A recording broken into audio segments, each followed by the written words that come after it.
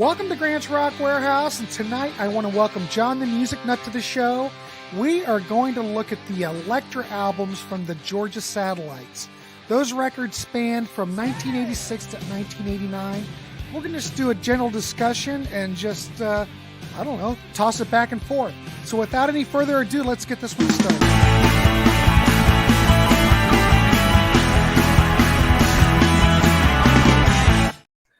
John the Music Nut, welcome to the show. How are you?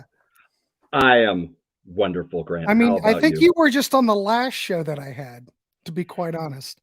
Yeah. 1967. I don't think there was a show in between unless it was something that was pre-recorded, but you were on the last live show. Oh, so, nice. That's awesome. Hey, 2 in a row. What are you going to do?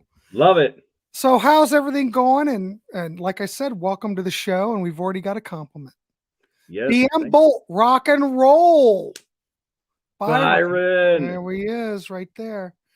Byron Bolt, bringing it. When we think rock and roll, we think John the Music Nut. And tonight, we are going to be talking Georgia Satellites. And this is a topic that John, like 1967, he's brought to the table. And I said, hey, let's look at Georgia Satellites. I don't have a problem with that.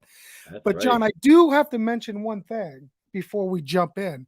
Sure. I haven't listened to the Georgia Satellites until you came up with this concept. Totally off the radar. Totally just kind of, But I thought, you know what? It's been a long time since I've listened to these records, Here's the third record. Mm-hmm. There's the second record, for God's sakes. And that's right. I'm not even sure if I ever really heard them before. So it was kind of I don't know. It was kind of a new experience. And, a lot of times on this show, John, we talk about stuff and we go, you know what?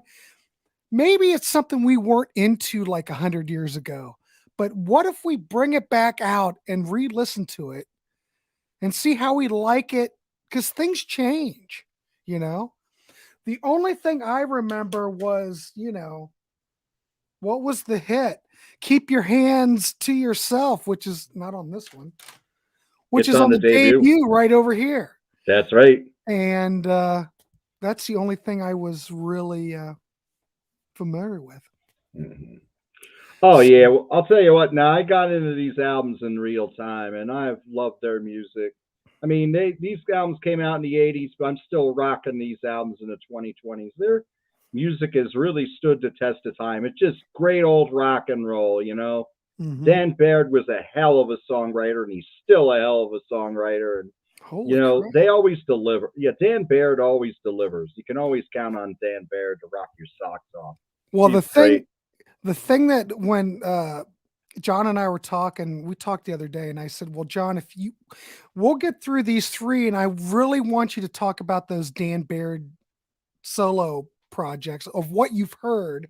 I don't know if you've heard them all, but if you could touch base on those we'll get through it. And we, I just like to hear about it. You can give a general synopsis. I'd love to hear it. Because to be honest, I have not heard any of that. So, well, I'll tell you what, it's similar to the Satellites. I mean, he's just a great songwriter. He's not really inventing the wheel on those albums. It's just more great rock and roll. Different guys in the band, but I mean, if you like the Satellites, you'll definitely like his solo stuff and some of the other stuff that I'm going to talk about as well.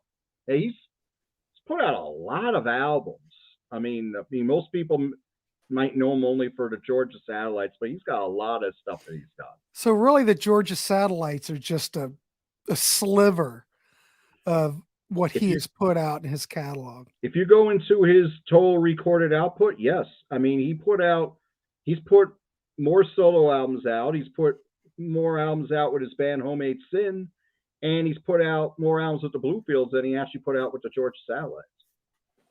Well, there you go. All right. I got a little bit of everything here, so I mean, all right, good. This is going to be great. But I can definitely give you a nice synopsis on the stuff that Dan's done outside of Georgia Satellites. So if no one's ever heard of the Georgia Satellites, let me tell you this. When I bought these CDs, I had to go to Discogs to get them because when I travel around, and I've mentioned this when I go through the bins, I'm looking for stuff. I never see any Georgia Satellites anymore. You Hmm. might have saw them back in the 80s and the early 90s. Psh, now it's all dried up. I don't know where they are, but I can tell you one thing, that the third album, I've never ever seen this in my life other than when I bought it. So I'm assuming that this did not sell at all.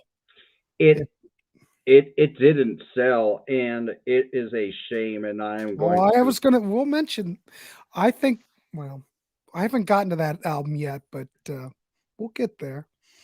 Um, so anyway, the Georgia Satellites were an American Southern rock band from Atlanta. Um, Todd Evans, his ears are probably burning.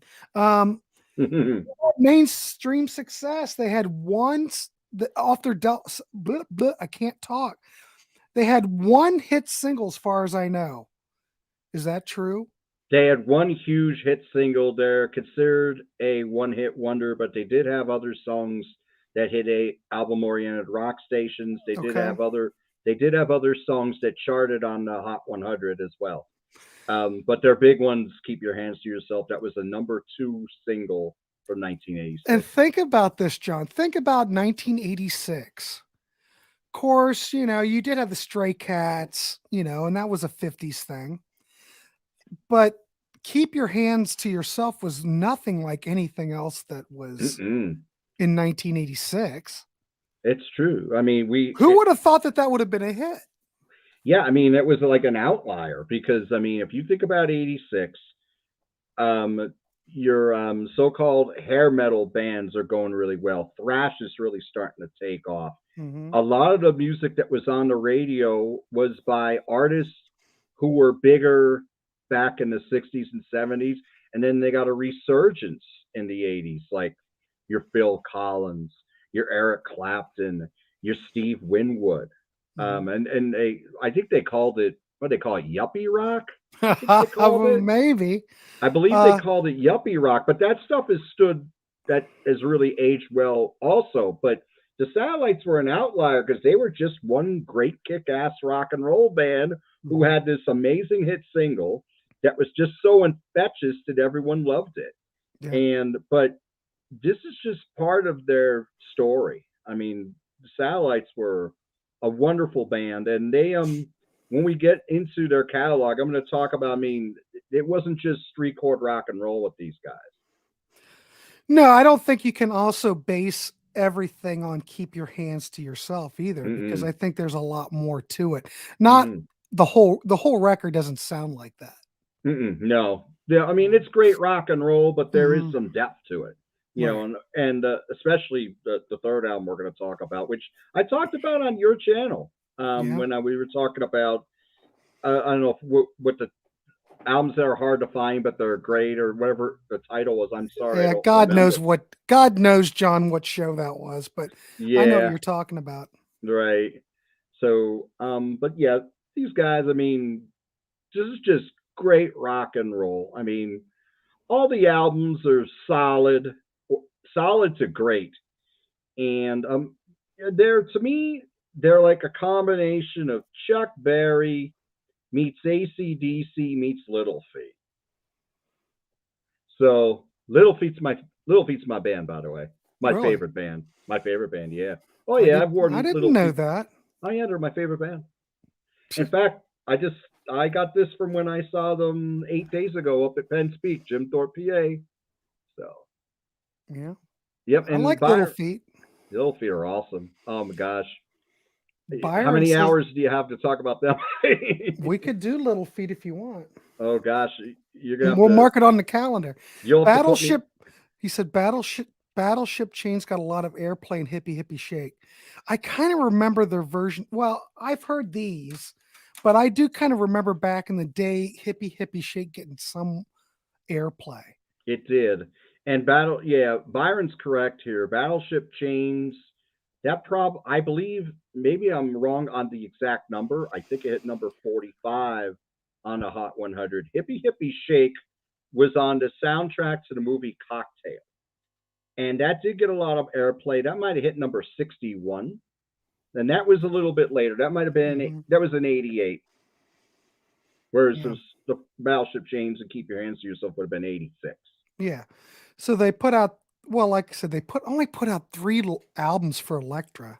The Hmm. self-titled in '86, Open All Night in '88, and In the Land of Salvation and Sin in 1989. Then they went on hiatus in 1990, but they did. I guess they did what? They did resurface like in '93, right? And Without I don't Dan know, Baird. or was that just Dan Baird? It was without Dan Baird. They Without Dan Baird, okay. Rick Richards put them back together. Their lead guitar. He's their lead guitar player in a band. He sings the occasional lead vocal, but he brought them back in '96, I believe, with Shaken and Stirred. And that album is like half of them are covers of songs they already Yeah, I recorded. don't like As a that. matter of fact, there is a song on there that is the Georgia Satellites originally covered it, and then with Rick Richards' version of the Satellites, they covered it again. I believe it was Games People Play, which was originally Joe Sal. Mm. So Dan Baird, best to your knowledge, never ever reconvened with the Georgia Satellites. He's I always don't.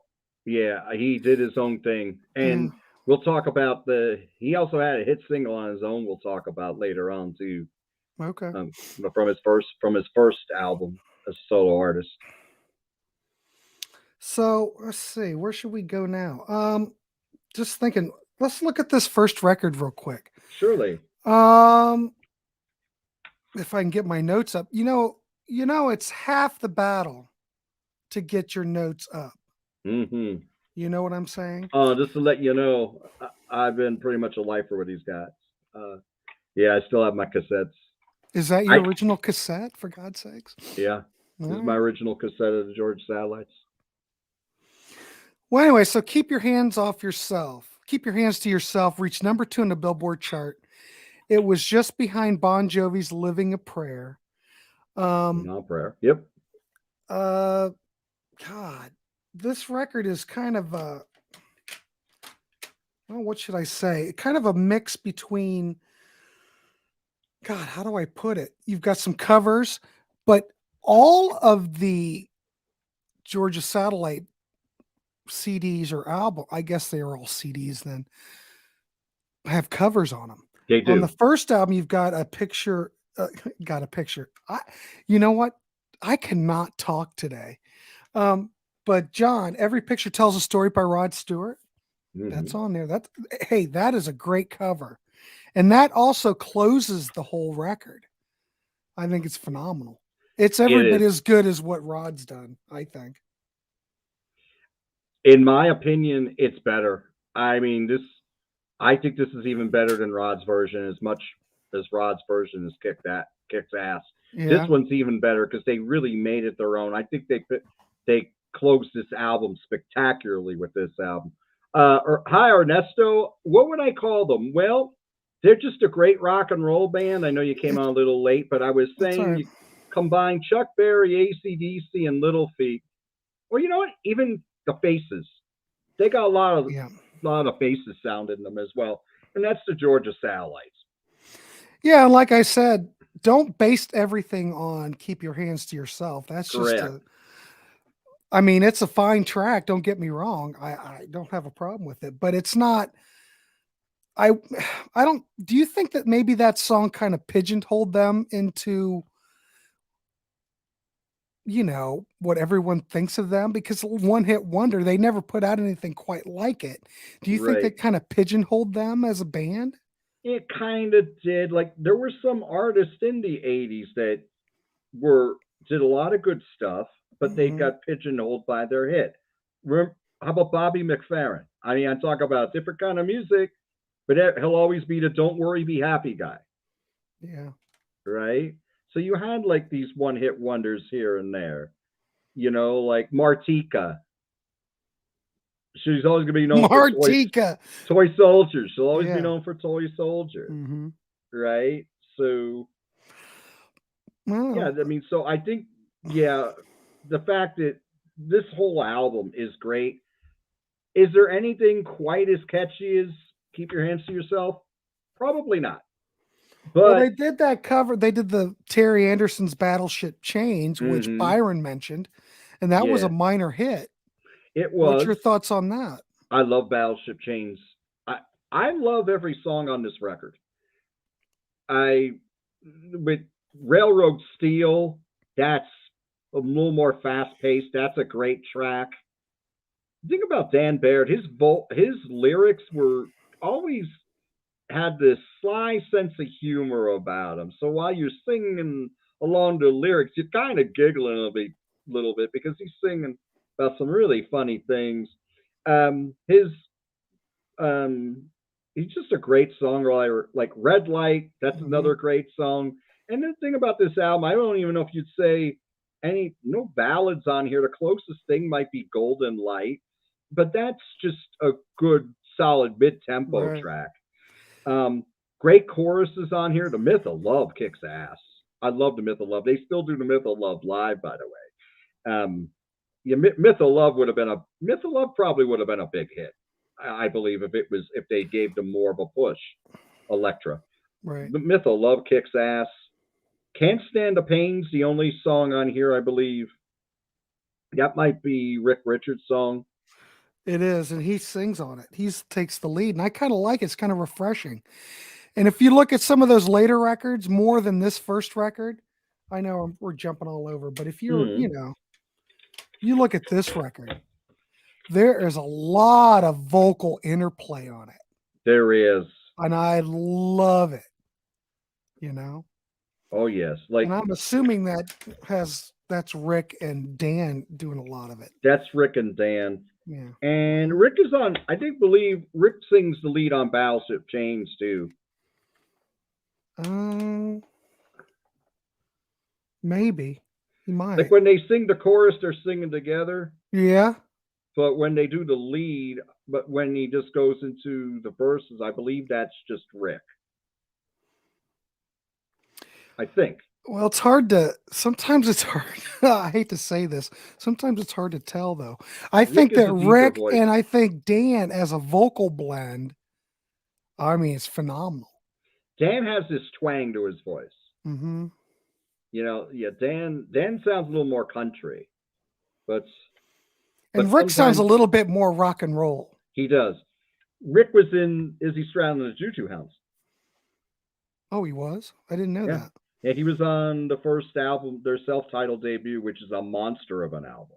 Love that album. I mean, I've talked about that album before on our favorite albums of 1992 on Hmm. Rock Daydream Nation. But Peter Jones. I mean Peter Peter Kerr, Kerr. Peter Kerr. But this I album, I mean, always do that. yeah, I do too. But this album is just a non-stop rock and roll party all the way through. Nights of Mystery is awesome. Over and Over is awesome. Think of it, Rick Richards getting back to Can't Stand the Pain. He usually sings the faster paced ones, Hmm. which we'll go over on the next two albums as well. Heck of a guitar player, though, too. These guys are Rick Price plays bass. Mauro Magellan is the drummer. Mauro Magellan, I believe, is still playing with Dan Baird. He's playing in the band Homemade Sin. Nice. So, which is So, I saw them together in Homemade Sin. So, of um, course you did, John. of Of course they course you did. did. And we'll go into that in a little bit. But this album, do not just judge this by the The single. huge hit or the follow up. This Right. whole album kicks ass. I would give this probably a 9, maybe a 9.5 out of 10. This is just a great debut album that doesn't get mentioned among the great debut albums, but this is a killer rock and roll album. Like I said, if you like the faces, they got a lot of faces in their sound. If you like old Chuck Berry, ACDC, Hmm. little more twang to them, you'll love the Georgia Satellites. Do not call them a one hit wonder. They are not a one hit wonder. They are We fantastic. They were a we won't fantastic do that. band. Yeah. You cannot. All right. Fantastic band. Cool. Excellent. All right. I'm not exactly sure what I would rate it. I'm trying to look at the whole catalog, and I have one Hmm. that's my favorite. I'm not saying that this is my favorite. Okay. Um, you compare this to a lot of what's out nowadays. This record's very refreshing to listen to. The thing that I want to mention about it, this came out in 1986, where you would think it would be just absolutely plagued with 80s production, but it actually dates really well. Jeff Glicksman did an excellent job on Jeff production. Glicksman, who did Kansas, just to throw it out. Yeah, he Wow. produced most of the Kansas catalog. Production's great. It's clean. I mean, these guys are bare bones rock and roll. There wasn't much of this going on in the mid 80s, but I'll be damned. Here you go. So if you like that, I suggest you looking at it. I mean, I'd probably give it a solid, gosh, I don't know.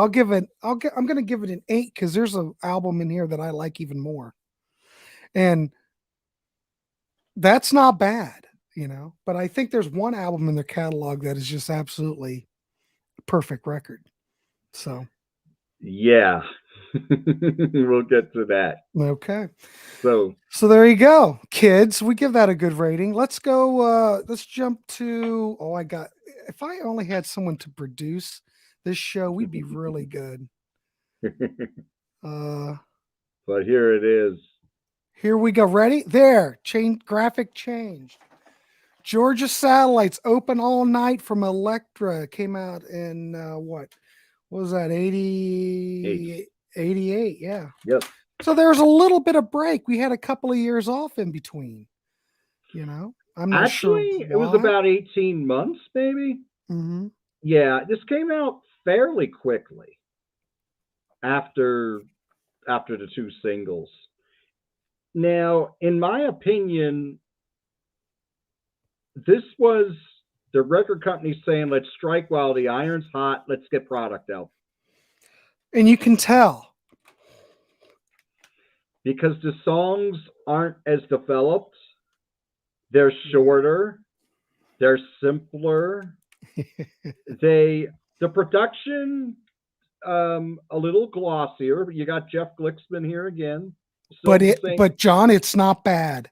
By not bad. By 80s standards, you have to admit this is not bad at all. It's not. And to answer your question, Ernesto, they're not a Southern rock band to me.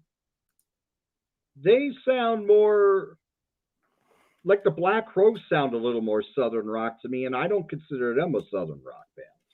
To me, I'm sorry? Go ahead. Yeah, to me, the Southern rock band, I'm sorry.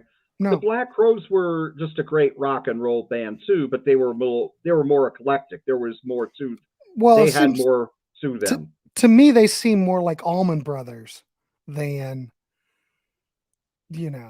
I don't know if I go Allman Brothers either. I mean, they're like because they don't jam. The Satellites don't really jam. The Satellites don't, but the Black Crowes, I think they're more Allman Brothers like.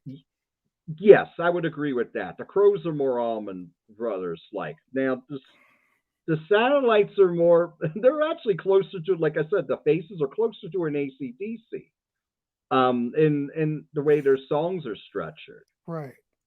So I wouldn't call them a typical Southern rock band at all. I think they're just a great rock and roll band.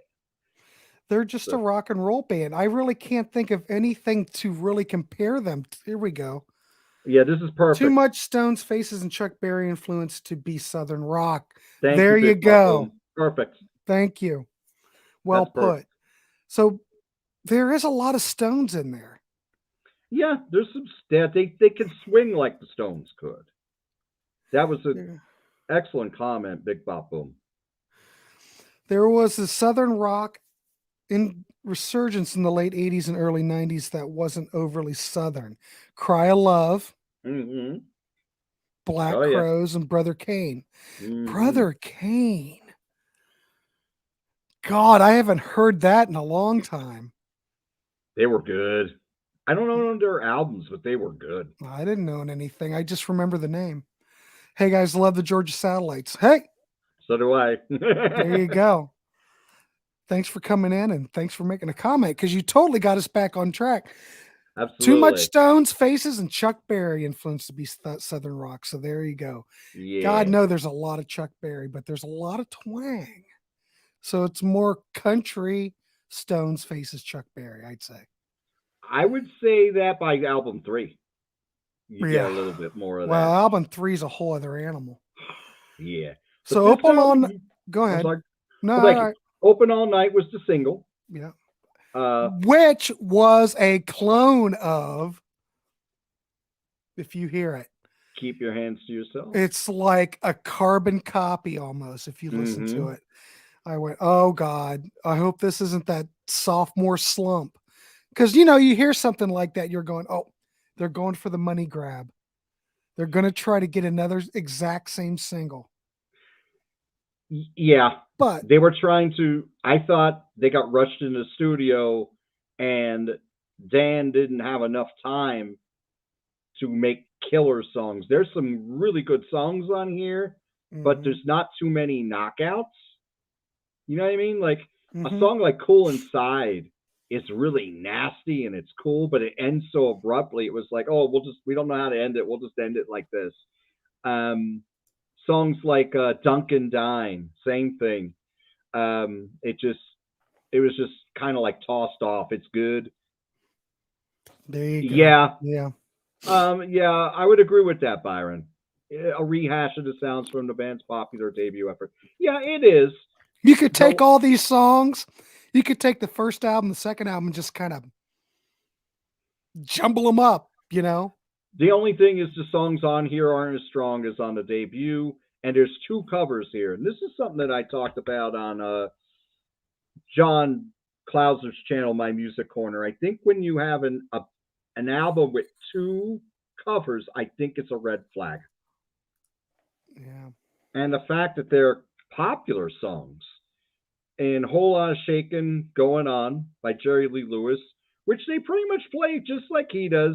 I mean, Yeah. it may not even be as heavy as Jerry Lee Lewis's version. Mhm. And they do Don't Pass Me by the Beatles. Now here they make it a more rockin' version That's where good though. It's it's good. cool. Yeah, and they make it their own. It's not like that rollicking original with Ringo Starr. Don't pass me by, don't make me cry. Hey, now don't speak harshly about Ringo. I know they're your band. But, But I don't like Beatle covers, okay? I think that's one of the sins. That's a sin. You do a Beatles cover, you burn in hell. That's the way I look at it. But I do mhm. give some bands a pass. I'm going to give the Satellites a pass because I think their version of Don't Pass Me By is good. Just like I give Aerosmith a pass for Come Together, Okay. phenomenal. Cheap Trick's version of Day Tripper, Oh yeah, that's right. phenomenal. Hmm. Um, Not Magical Now I've Mystery run out Tour. of other cover versions, but I've got 3 that I've give passes to. So there you go. The only thing Good. I wanted to add real quick is that Ian McLaughlin, because you mentioned that Faces thing, plays Hmm. piano on 3 of the album songs, and he's Including Hand to Mouth. phenomenal. Yeah. Yeah, Hand to Mouth, the last track, arguably the best song on the album. It's a great closer. That's so Faces. And Ian McLaughlin is in full bloom with his piano on there. That is a great closer, and I think one of the few songs on there that's fully developed. Mm-hmm. Like some of the other songs, like My Baby's just a plain. It's it's just a good 3 chord song with a great solo, a Mm-hmm. great guitar solo. Mon Cherie's pretty cool. Baby's So Fine, again, it just, it's like he just banged it out in 10 minutes. Yeah. Well, Yeah. maybe. Uh, the Georgia She, Satellites said that they were going for more of an AC/DC sound on the second record. I read their interviews back in the 80s. okay. Bip bop boom. I don't know. He's all over it. He I is. maybe they were going for an AC/DC sound. Robert Christgau concluded in one of his reviews that they'd like to be the Stones, but they're smart enough to know that they won't make it and young enough to take their fun where they can get it. Okay. So does that mean they're young Stones? But you're right. Yeah. They want to be the Stones. They want to be the Faces. They want to be a lot of things. But it all works. Now the Uh, second track, Sheila. Sheila could have been a hit, I think. Yeah, I Sheila was think so. catchy. Sheila was catchy as sin. That's a cool song. Well, it did That I make the think second track, so that's a good sign, John. Just saying. exactly. Yeah, but overall, um, I give it a 6. I don't like I said, a lot of it sounds like stuff that may have been written for the first album but just didn't make a cut, or Hmm. they didn't have Dan Bear didn't have enough time to write great songs. I mean, he They were just probably banged a lot of these tour. out. Think about it though, John. They were probably touring after, they had a lot of success on that first record. They Tour, did. tour, tour, tour, tour, tour. You're right. Not much time to write songs, and they probably rushed them right in. Yeah, I think I know, so. even though there was a bit of there it seems like there was a lot of space in between, Hmm. but I bet you they were touring their butts off. So, I think that's what whatever. happened. That's the sound you get from this. Not a bad record. I mean, it's a decent record. Yeah, I'd give it But I think a 6 is fair. okay, there you go. Bip Bop Boom, Hand to Mouth, best track to me. Yeah, St. Hannah Petersburg Mouth is great. Times. What did they say? There was a thing on here that, what did they say? Oh no, the Philadelphia Inquirer mentioned the obvious low point of it was the cover version of Whole Lot of Shakin'. Yeah, I mean, Thoughts it's on just that? carbon. It's just like carbon copy. I mean, Rick Richards sang it. And there wasn't really. I mean, it didn't. It differs very little from the original. And like I said, it just sounds like, well, we gotta get songs on this album. What can we do? Oh, let's Mhm. put in another cover. Even though "Don't Pass Me By" is a cover, but at least they made that one their own. This one they didn't really do anything with it at all. It didn't need to be on the album, in my opinion. Well, this is an interesting point. I'm going to throw this by you because All Music wrote that if the recording had been issued in another era, it could have been truly appreciated for what it was. It's solid, it's punchy, loud, and proud rock and roll album. So I don't know. Maybe if it was released in, I don't know, let's say this record came out in the 70s. I'm just saying. Well, it easily could have. It could have easily come out in the early 70s, Right. 73, 74. I'm just thinking off the top of my head. I'm just curious. Do you think it might have even? I'm going to include both of the first and second records. Even I know we had a hit with the first record with that 45. I got it.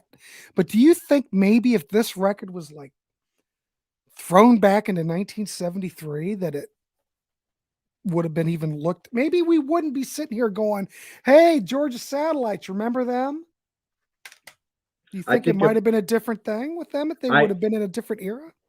I think the first album certainly. I think because the first album had legs. Mhm. There were there were a few tracks on here that I think could have been hit singles.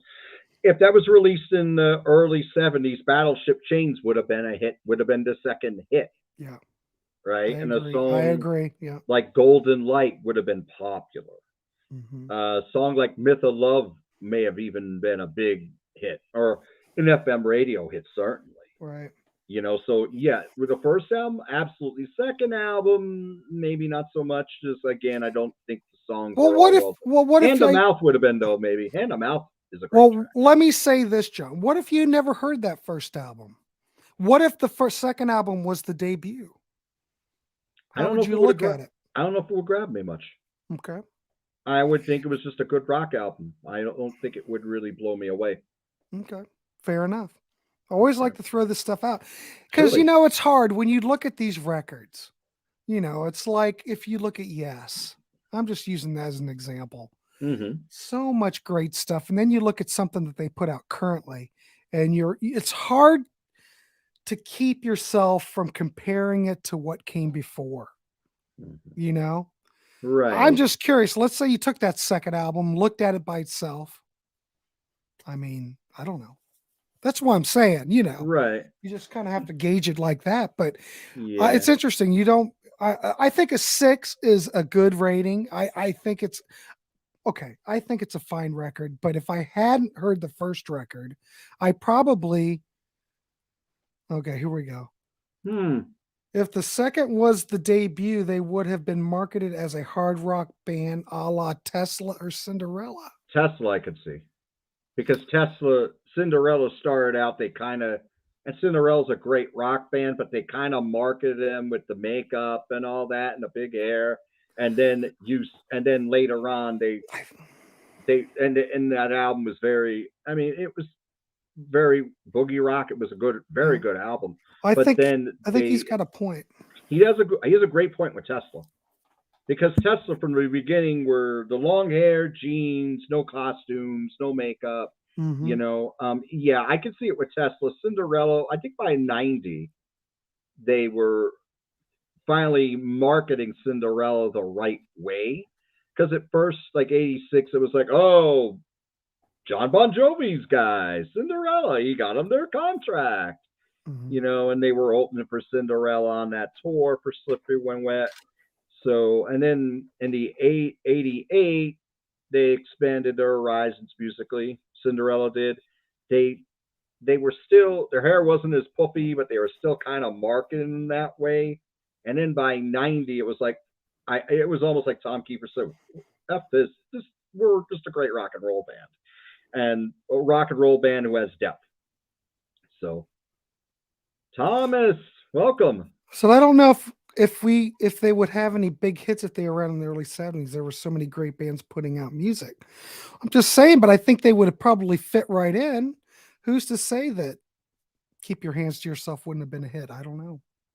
Right. And Bip Bop Boom, yes, I know where you're going with it, but Mm-hmm. I think in 86, those bands, as great as they were, I think were marketed differently. But yes, I do know where you're going. Yeah. Absolutely. Yeah. Wow. So, Incredible. strong So comment. anyway, Great I would give there. what's that? Great comments there. I Oh love my it. God, these guys are all over it. I love it. Oh my gosh, That's I why love it. we go live, John, because I like talking with everybody. Everybody's got great insights to all this stuff. Yeah, they're smart, good, passionate rock fans, just like we are. But I think this record, Smarter than me, though. I think this is a decent record. I give it a 6, just like you. I think it's fine. Yeah. You can't. It's hard to follow up that debut album. Mm-hmm. Not many people have done it and done it well.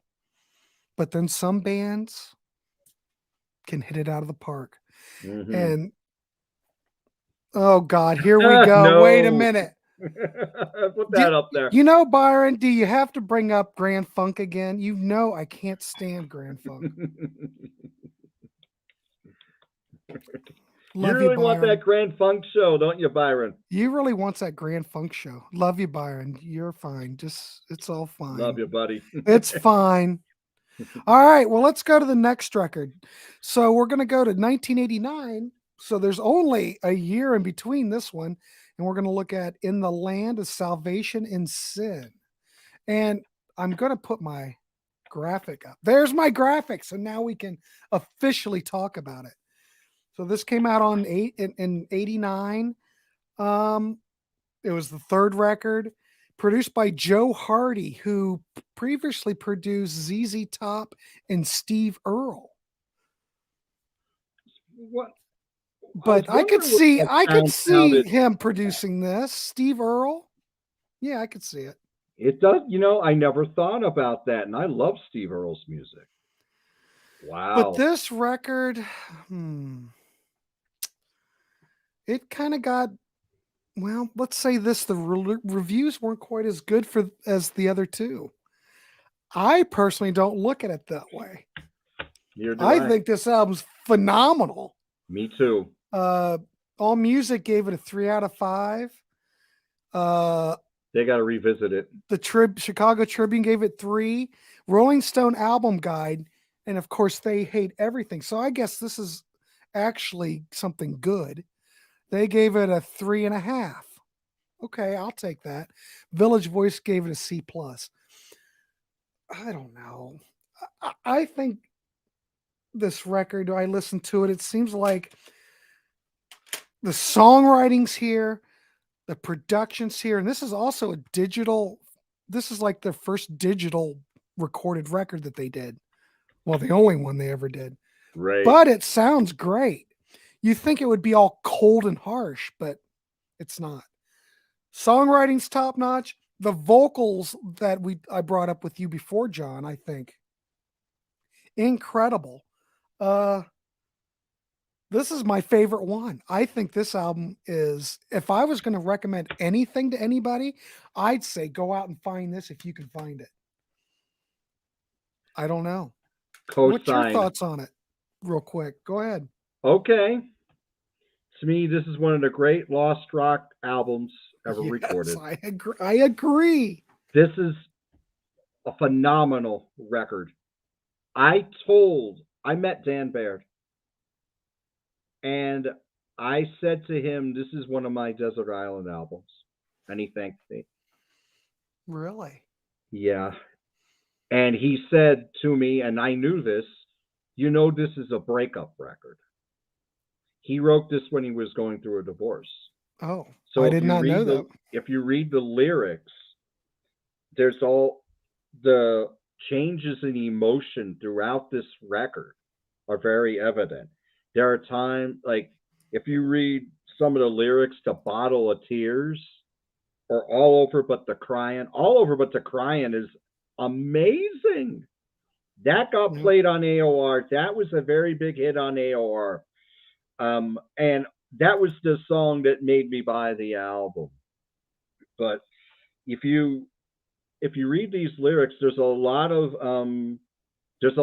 joy because he's starting something new, but at the same time, there's a lot of melancholy from what he's losing. Mm-hmm.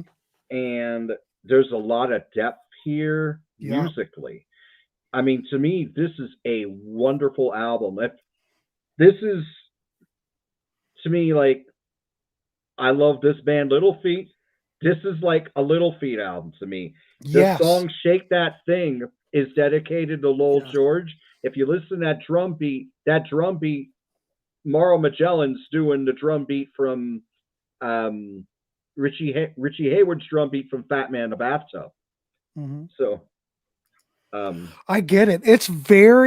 You are 100% right, and I didn't really think about it, but Little Feat.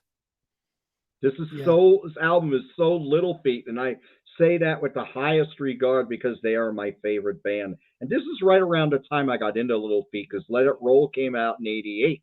Mm-hmm. And that was when I was asking my friends who were older and knew so much more about music who were Little Feat. And they said, they're a musical melting pot. They're so different, but you'd like them because you like stuff that's a little different. And this has that Little Feat sound to it. It has a lot of slide guitar on here, just like Lowell George and later Paul Barrere would do with them. The storytelling is so Lowell George on here. Different changes in mood. Sweet Blue Midnight is a wonderful tearjerker of a song. You got Nicolette Larson singing along with Dan Baird. First time I heard this, and I was 18, I didn't cry back then. I cried when I heard it then. Days Gone By. Another fantastic song. A reminiscent song, as you would think by the title, but what a chorus on here. 6 Years Gone is fantastic. There is a cover of Games People Play by Joe South. It's good. And it's really good. These guys can do cover songs. They can. You maybe Whole Lot of Shaking is a bit much, but it's fine. It doesn't, it's fine. But everything else that they cover seems to be, I don't know. It's great. It's top notch. And I also want to talk about one more song, and I know I'm taking up a lot of your. I know you want to talk about this too. Another Chance is amazing. They put a video out for Another Chance, and you got to put the Bip Bop Boom said. He said this should be up there with all the classic rock faves. It does that, and it has a Faces sound to it. Oh yeah, I'm trying to find the 70s Little Feat albums are amazing. I mean, couple like Another Chance should be up there with all The classic rock Faces, yeah.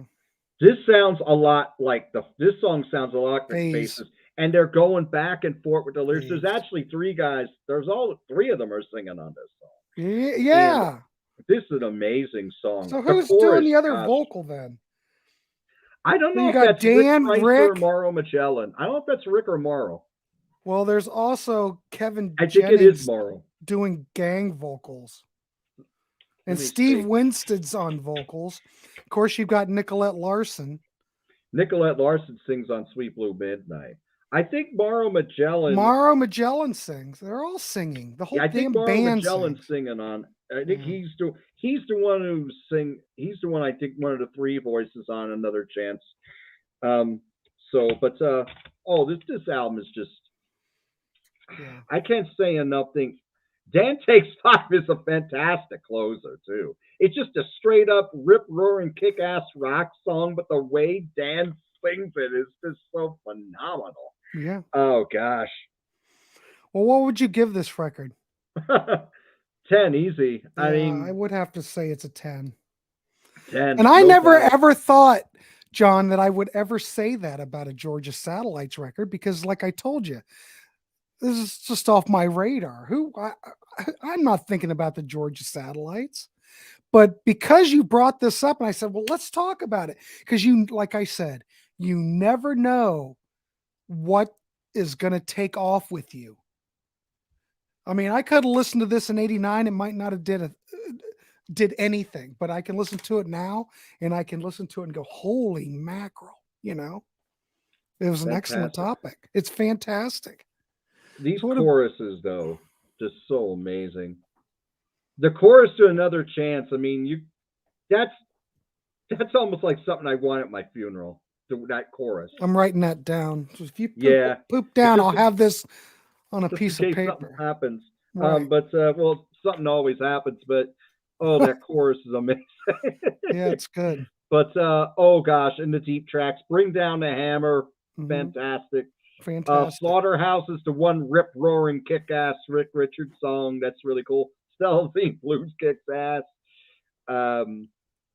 Crazy's a really cool tune. There's another great chorus in there. Even the album cover conjures up an Exile on Main Street classic album feel. You know, that's an excellent point, Bip Bop Boom. My God, he's tapped in, isn't he? He's on. And I'll tell you what, I know this might be a little contrarian. I like this Go album ahead. more than Exile. Really? There you go. Oh, yes. That's a strong statement. Oh, there's probably 5 albums by the Stones that I like more than Exile. Exile I like a lot, but oh no, give me Land of Salvation and Sin. As much as I like Exile on Main Street a lot. Yeah. I love this. I've loved this one for going on 34 years now. So a 10 and a 10. Can't get any better than that. Dan says I should check these guys out more. I only know the big hit. Dan, go and check this record out for God's sakes. I swear to God, we wouldn't steer you wrong. Well, no, we could, but we're not, Dan.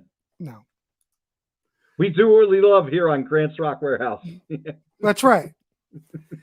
I didn't know much about their music at all, but somehow got a free ticket to one of their concerts. Although I admit I got stupid drunk, and I remember being amazed on how good they were. I would have loved to have seen them when the original band was together, but oh gosh. Oh yeah. See? So before we wrap this, knows. Thank you. Yeah, he does. He's all over it. Thank you, Dan. Thank you, Bip Bop, and I do want to thank everybody for popping in and leaving a comment and interacting because that's what it's all about. And please leave a thumbs up on the stream. That would be nice. I love that. Absolutely. But before we wrap it up, John, can you touch briefly on the Dan Beard solo records? Surely. Now we gave Up on or Open All Night 6 out of 10. Mm-hmm. I'll tell you what, all these albums, I have a few albums here. These albums I like a lot more than that. This is Dan Baird's solo debut. This is I gotta remember love songs for the hearing impaired. Interesting cover here too. Um, this was the album with the number 25 single "I Love You." Period. I believe it was 25 on the Billboard 100 back in 1992. This is a great rock and roll record. I'd probably give this an 8.5 or a 9. Um, "I Love You." Period was the big hit, but there's so many cool tunes on here. "Seriously Gone" is a rip roaring fast tune. Um, "Pick Up the Knife" is a cool song. "The One I Am" got played a little bit on album oriented rock. "Dixie Botterant" is a great closer. "Julian Lucky," "Look at What You Started." I mean, this is a very good rock and roll record. Would I put it? I'm not going to say it's as good as the debut or "In the Land of Salvation and Sin," but it's very good. I I mean, remember seeing that. In fact, I saw it not too long ago used, to be quite honest. And I didn't pay attention to it.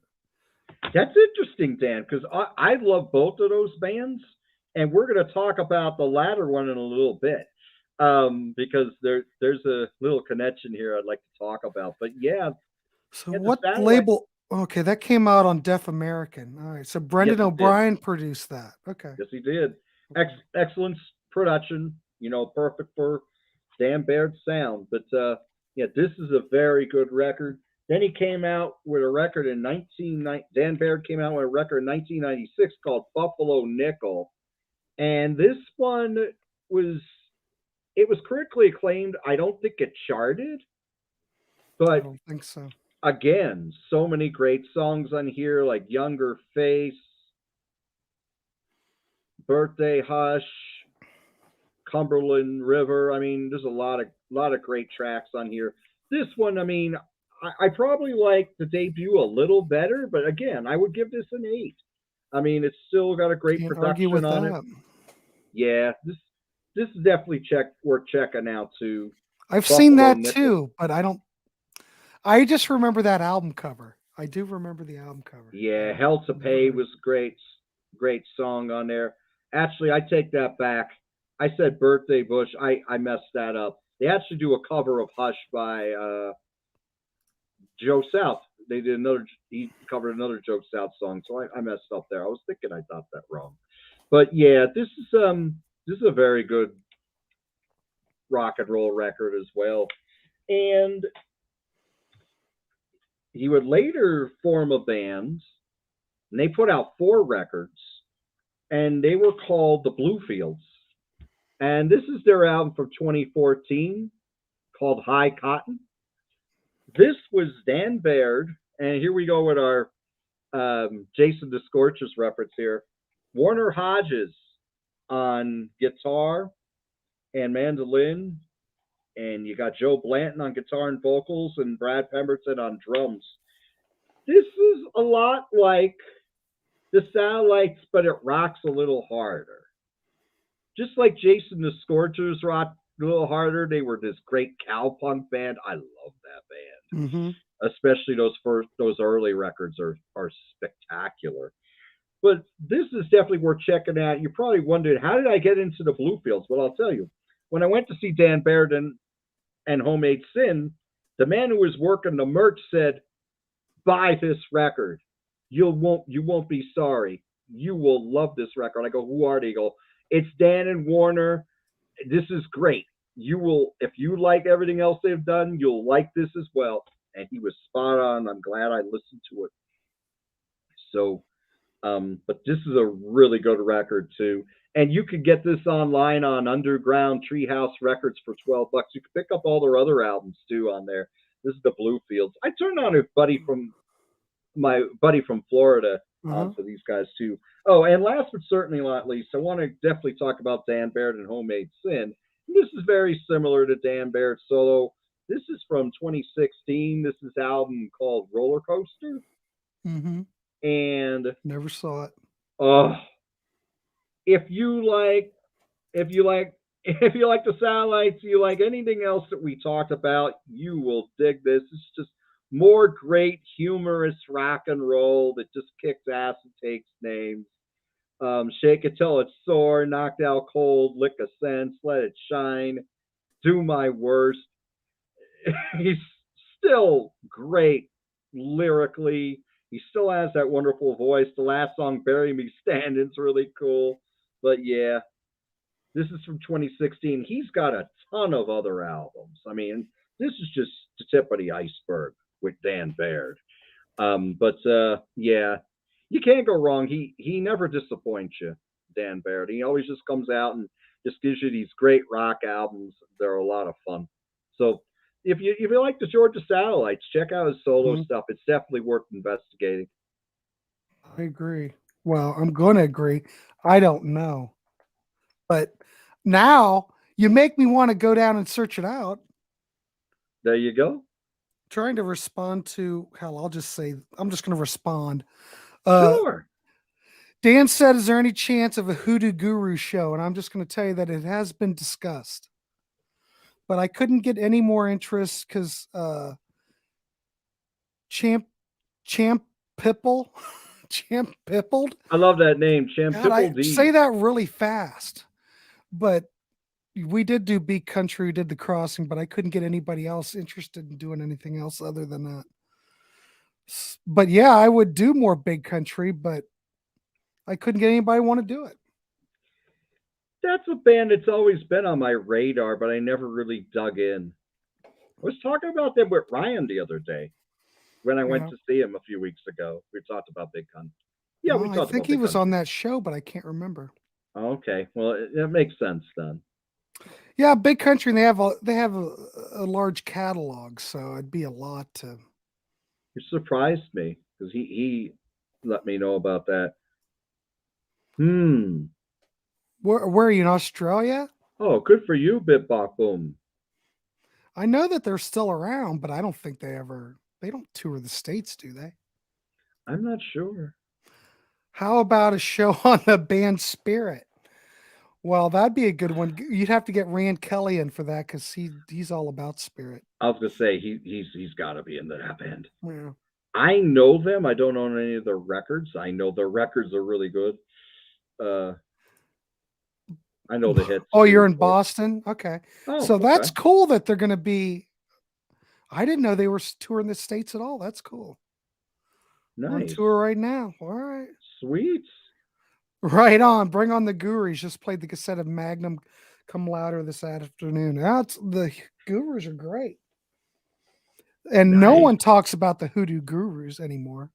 Hell, no one talked about them in the early 80s very much. I mean, they were Right. much bigger in Australia, you know. So for a Hoodoo Guru sing, we'd have to get Bicyclelegs and Peter Kerr, and which we can do that. I'll Oh take yeah, they note bring it. because we'd have to get some of that Australian influence and Right. talk about the gurus. But yeah, that's a good idea, Dan. I agree. We'll No see what we doubt. can put together. So we might as well wrap this up. If you like the Hoodoo Gurus, you might as well look for the Dan Beard stuff too. John gives it a good review. Is it quite up to what Georgia Satellites were up to? Well, maybe, maybe not. You listen to it, you may think it's the greatest thing in the world, but it's damn close. Correct, John? Yes, Darn sir. close. Okay. Oh yeah, absolutely. Thanks for doing this. I love the enthusiasm. I'm going to listen to some Georgia Satellites now, as you should. Hey, this Thank whole you, Shampipple D. that's right. Appreciate it. Thank you so All much. this show is about is to talk about these bands no one talks about. Yeah, That's and it. by the way, you can still find this album very easily. You can still pick it up for if you don't You get go. on Discogs, yeah. You can get it for $11 or $12 on Amazon. You could probably still order it at your local record store. Yeah, 1989 in the land of salvation and sin. Definitely check it out on Spotify and then pick it up. Yeah, thanks, Bip Bop Boom, and enjoy Thank you, Bip Bop your Boom. concert for crying out loud. Absolutely I'm jealous. enjoy that show. I don't know if the Hoodoo Gurus are coming through here at all. I don't know. I haven't looked. I We're haven't gonna go looked see either. Drive-By Truckers in May. They come here all the time, but they always come nearby, but I always miss them. Yeah. Nice. Well, I like buddy Drive-By wanted to know, Truckers. hey, you want to go? And I said, well, sure, I'll go to see any show. And I had to listen to some of their stuff because I really wasn't familiar with it. Yeah, they're cool. They're cool. Very cool. I'm I'm pretty pretty sure. sure. Go ahead. I'm I'll pretty let. sure I saw Georgia Satellites open for Tom Petty in the '80s. They probably did. They probably opened for them on the "Let Me Up, I'm Had Enough" tour, probably for Petty. I think they would be a good band for Petty. A good Yeah. opening band. They would go hand in hand to some degree. I mean, they're both different. Don't get me wrong, but I think the Satellites would have been a good opening band for them. Yeah. Oh yeah, they would have kicked the audience's asses, and then they'd be hyped up to hear Petty and all those great songs. Yeah. Oh yeah. Oh yeah. So Right. hopefully, John and I have turned you onto the Georgia Satellites. I'm just surprised that I don't know. I like all these records, and like I said, it's just very refreshing after all the crap that's out now to go back and listen to these. They're fun. Absolutely. It just takes you to like a different place and time where things are a lot more simple. I'll leave it at Mhm. that. Do They're you guys okay. like the Hooters? Well, I haven't been to a Hooters in a long time. They They're all closed here. yeah, they were I heard the Hooters. Well, I live in Northeast Pennsylvania, and I heard the Hooters before they made it. They were from Philadelphia, and I heard a lot of their stuff before they hit big with Nervous Night. So yeah, they're a band I like. I don't own any of their albums, but you still hear their stuff here, and they still play the Philadelphia area a lot. Yeah. That's see, look at her nesting. Yeah, It's one gland calling to the other. Del Fuegos, I could see the Del Fuegos opening for Petty too. So maybe, yeah. certain bands take different legs of tours. Baby Grand was the Hooters in the '70s. I don't know, Baby Grand. Yeah, me neither. Just the piano. Just the piano. Right. All right. Well, John, I think we've done it. We've had a nice discussion. We've talked Yeah, we about the have. satellites. You talked about Dan Baird. Yes, Holy sir. crap. I think this gives people a kind of a overview of the band. Yeah, So please like, subscribe if you haven't already.